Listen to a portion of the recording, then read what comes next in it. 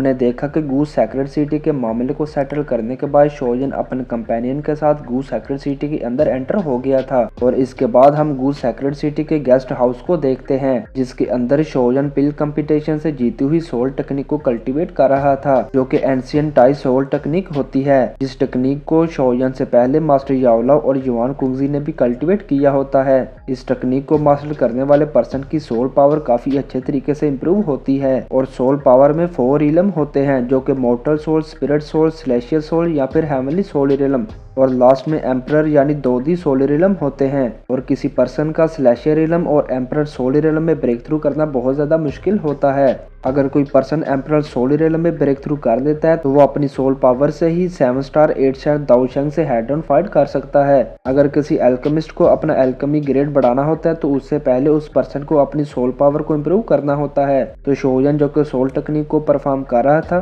तो आसपास की नेचुरल एनर्जी की हेल्प से शोजन के फोरहेड में सोल पावर की एनर्जी एंटर करने लगी थी। तो फिर शोजन उसी वक्त अपनी आंखों को ओपन कर लेता है और सेंस करता है कि उसकी सोल पहले से भी ज्यादा इम्प्रूव हो गई है। तो फिर शोजन कहता है कि मास्टर ने ठीक कहा था, इस एंशियंट टाई सोल टेक्निक को कल्टीवेट करने की वजह से हर बार सोल पावर इम्प्रूव होती है। तो अगर इसी तरह चलता रहा तो मैं फिर स्पिरिट रिलम के मिड रिलम में ब्रेक थ्रू कर जाऊंगा। और हर सोल रिलम के 3 सब रिलम होते हैं जो कि इनिशियल, मिड और हाई होते हैं। लेकिन तभी इस कमरे में ट्यानहा जुनजे, किंगलिन और लिटिल फेरी डॉक्टर अराइव हो गए थे। तो ट्यानहा जुनजे शोजन से कहता है कि लड़के क्या तुम्हारी कल्टीवेशन खत्म हो गई है, तो चलो फिर हम लैंटर्न फेस्टिवल में विजिट करते हैं। और फिर हम शोजन के ग्रुप के गू सेक्रेड सिटी के लैंटर्न फेस्टिवल में देखते हैं जिसके बाजार को काफी ब्यूटीफुल तरीके से डेकोरेट किया था। तो शोजन जो कि अपनी सराउंडिंग को काफी अच्छे तरीके से ऑब्जर्व कर रहा था तो वो कहता है कि मैंने सुना कि 8 एंशिएंट क्लैन के रिप्रेजेंटेड भी आए हैं, अगर हम उनसे मिलते तो ये काफी अच्छा होना था।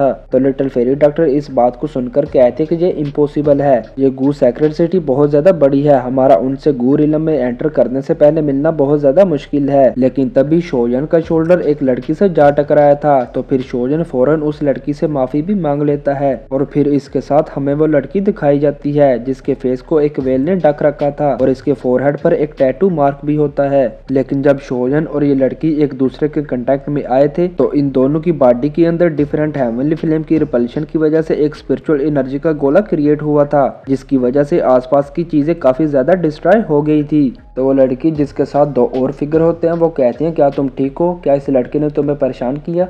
तो इस बात को सुनकर वो लड़की कहती है कि नहीं, मैं बिल्कुल ठीक हूँ, चलो अब यहाँ से चलते हैं। तो फिर ट्यानहा उनसे परेशान होते हुए कहता है कि ये अभी अभी क्या हुआ है। तो शोजन जो कि अपने ही ख्यालों में गुम था वो कहता है क्या ये एंशिएंट चैन क्लैन है। इस लड़की की बॉडी के अंदर हेवनली फ्लेम बहुत ज्यादा पावरफुल है। लेकिन जब शोजन का ध्यान एक स्टॉल पर जा पड़ा था जिसको आग ने अपनी लपेट में ले लिया था, इस नज़ारे को देखकर शोजन भी स्टार्टल हो गया था। तो फिर इस स्टॉल का ओनर जो काफी ज्यादा फ्यूरियस था वो शोजन से कहता है कि इस स्टॉल को हमारी 3 जनरेशन से पास डाउन किया गया था, मतलब मेरे फादर के फादर की थी, और अब तुम लोगों ने इसका क्या हाल कर दिया है और अब तुम्हें इस स्टॉल के लिए मुझे पे करना होगा। तो इस मामले को सेटल करने के लिए शोजन इस स्टॉल के बदले बराबर पे कर देता है। और फिर हमें कुछ दिन बाद का सीन दिखाया जाता है और हमें एक बड़े से स्टेज पर एक एल्डर फिगर को देखते हैं जो कि हवा में फ्लो कर रहा था।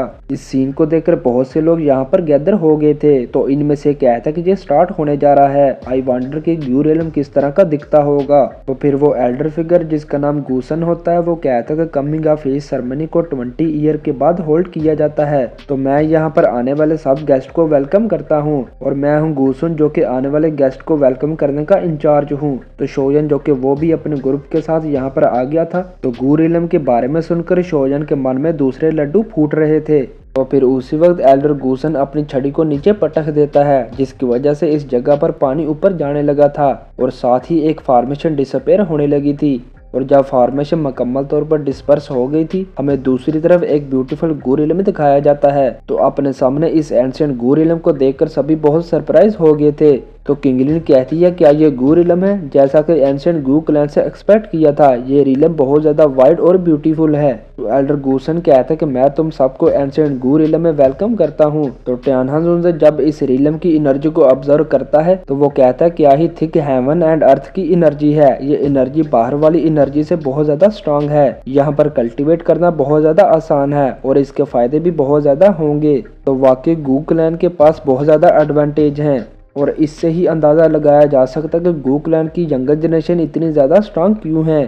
और ऐसा इसलिए भी कि उनके क्लैन से मिलने वाले रिसोर्सेज काफी ज्यादा बेनिफिशियल होते हैं। लेकिन तभी हमें फिर से एंशिएंट यैन क्लैन की वो वुमेन फिगर दिखाई जाती है और अब इनके साथ एक दो नहीं बल्कि बहुत से यैन क्लैन के मेंबर होते हैं। तो इनमें से एक कहता है कि हे ये जगह बहुत ज्यादा बड़ी है और अब ये ना कहना कि एंशिएंट गू रिलम में आगे जाने के लिए हमें खुद ही फ्लाई करके जाना होगा। तो इस बात को सुनकर शोजन अपने हेड को टर्न करता है और कहता है कि ये वही एंशिएंट यैन क्लैन है। तो एल्डर गूसन इनकी बात को सुनकर कहता है कि हमारे गेस्ट पक्का जोक कर रहे होंगे, टेलीपोर्टेशन टूल जल्द ही यहाँ पर अराइव हो जाएगी। और फिर कुछ देर बाद फ्लाई शटल बोट इस एंशिएंट गू रिलम के एंट्रेंस के सामने गेस्ट को पिकअप करने के लिए अराइव हो गई थी। तो शोजन और ट्यानहाजुंजे दोनों ही इस शटल शिप को देखकर काफी ज्यादा सरप्राइज हो गए थे। तो ट्यानहाजुंजे कहता कि जैसा कि गू क्लैन से एक्सपेक्ट किया था, इनके पास इस तरह के ट्रेजर हैं जो कि डायरेक्टली थ्रू स्पेस में ट्रैवल कर सकते हैं। तो एल्डर गूसन इशारा करते हुए सबसे कहते कि एवरीवन प्लीज। तो एल्डर गूसन की इस बात को सुनकर सभी किसी रे ऑफ लाइट में चेंज होकर इस शिप पर पहुंच आए थे। तो एल्डर गूसन उनसे कहता कि एवरीवन प्लीज इस रास्ते से, आप लोगों के कमरे बिल्कुल सामने हैं, आप लोग वहां पर जाकर रेस्ट कर सकते हो। लेकिन तभी ट्यानहाजुंजे को शटल शिप में पहली बार ट्रैवल करने की वजह से उसकी कंडीशन कुछ अनईजी हो गई थी। तो ट्यानहाजुंजे सबसे कहता है कि परेशान होने की जरूरत नहीं है, मैं थोड़ी देर तक ठीक हो जाऊंगा। लेकिन दूसरी तरफ इस शिप के ऊपर एक कमरे के पास हाल ऑफ सोल के दो फिगर शोजन के ग्रुप को देख रहे थे। तो इनमें से एक फिगर कहता है कि शोजन हम फिर से मिल गए हैं, क्या ये वाकई किस्मत है। यहाँ पर बेसिकली हाल ऑफ सोल नहीं बल्कि एंशिएंट हुन क्लैन के मेंबर होते हैं, क्योंकि एंशिएंट हुन क्लैन ने भी एंशिएंट गू क्लैन के उस इनविटेशन कार्ड को रिसीव किया होता है। तो इनका एक मेंबर कहता है कि एल्डर क्या कहते हो, क्या हम अभी इसका।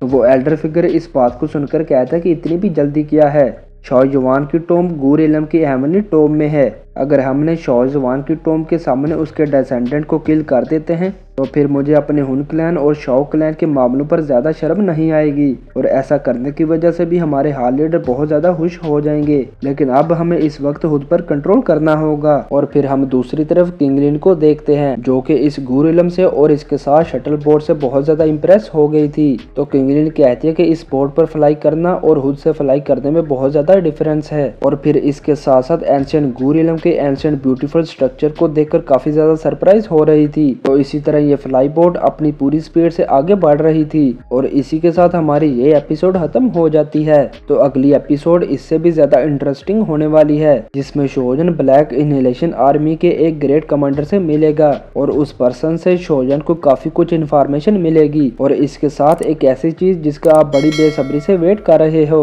और इसके बारे में आप लोगों को कमेंट में बताना होगा कि ऐसी कौन सी बात है। तो मिलते हैं एक और नई वीडियो के साथ। Until then peace out.